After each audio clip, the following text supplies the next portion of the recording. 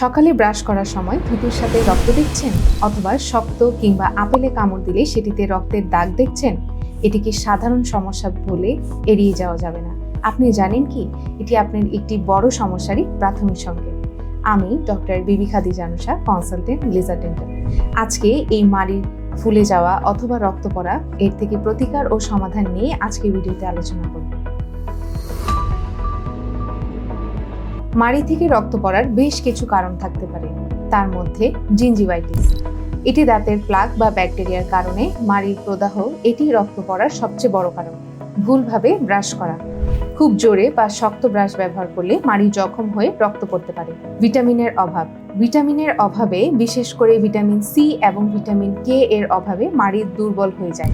গর্ভাবস্থায় হরমোনের পরিবর্তনের কারণে অনেক সময় গর্ভবতী নারীদের মাড়ি ফুলে যায় ও রক্ত পড়ে। অগোছালো দাঁত, দাঁত আঁকাবাঁকা থাকলে সেখানে ময়লা জমে অনেক সময় রক্ত পড়তে পারে।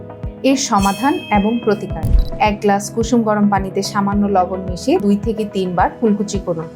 এতে ব্যাকটেরিয়া মেরে ফেলে এবং প্রদাহ কমায়। সঠিক ব্রাশ নির্বাচন: সব সময় সফট বা নরম ব্রিসেলের ব্রাশ ব্যবহার করতে হবে।